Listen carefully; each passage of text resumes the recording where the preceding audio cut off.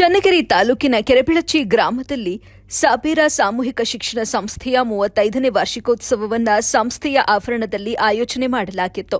ಕಾರ್ಯಕ್ರಮಕ್ಕೆ ಮುಖ್ಯ ಅತಿಥಿಗಳಾಗಿ ಸಂಸ್ಥೆಯ ಆಡಳಿತಾಧಿಕಾರಿ ಅಫ್ರಾಜ್ ಅಲಿ ಖಾನ್ ಹಾಗೂ ಸೌದ್ ಮೊಹಸಿನ್ ಖಾನ್ ಆಗಮಿಸಿದರು. ನಾಡಗೀತೆಯೊಂದಿಗೆ ಪ್ರಾರಂಭವಾದ ಕಾರ್ಯಕ್ರಮವನ್ನು ಪ್ರೆಸಿಡೆಂಟ್ ಯಹಿಯಾ ಖಾನ್ ಉದ್ಘಾಟನೆ ಮಾಡಿದರು. ಬಳಿಕ ಮಾತನಾಡಿದ ಅವರು, ನಮ್ಮ ಕುಟುಂಬ ಈ ಸಂಸ್ಥೆಯನ್ನ ಕಟ್ಟಲು ಪ್ರಾಮಾಣಿಕ ಪ್ರಯತ್ನವನ್ನ ಮಾಡಿ ಸಮಾಜದ ಹಿತದೃಷ್ಟಿಯಲ್ಲಿ ಅತಿ ಬುದ್ಧಿವಂತ ವಿದ್ಯಾರ್ಥಿಗಳನ್ನು ಸೃಷ್ಟಿ ಮಾಡಿದೆ. ವಿದ್ಯಾವಂತ ಯುವಕರು ಕೇವಲ ಸರ್ಕಾರಿ ನೌಕರಿಗಳಿಗೆ ಮಾತ್ರ ಸೀಮಿತವಾಗದೆ ಸಾಮಾಜಿಕವಾಗಿ ಬೆಳೆದು ಸಮಾಜಕ್ಕೆ ಒಳ್ಳೆಯ ಸೇವೆ ನೀಡಬೇಕು ಅಂತ ವಿದ್ಯಾರ್ಥಿಗಳಿಗೆ ಕಿವಿಮಾತು ಹೇಳಿದರು.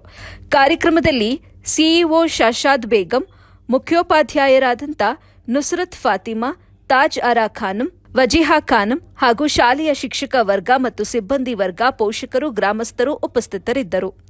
ವರದಿ ನೆಲ್ಲೂರು ಮೊಹಮ್ಮದ್ ಆಸಿಫ್, ಎಬಿ ನ್ಯೂಸ್, ಚನ್ನಗಿರಿ.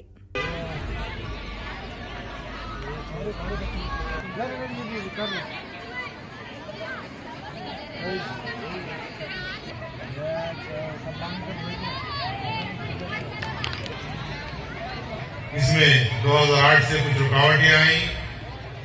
इसकी बिना पर ये जो साबीरा ग्रुप ऑफ इंस्टीट्यूशन एक कैंपस या यूनिवर्सिटी बनना था वो नहीं बन पाया. ಅದನ್ನ ನಾನು ಮೊದಲನೇ ಪಾಯಿಂಟ್ ಆಗಿ ಯಹಿಯಾ ಸರ್ ಒಂದು ಮಾತು ಹೇಳಿದ್ದನ್ನು ನಾನು ಒಪ್ಕೊಳ್ತೇನೆ.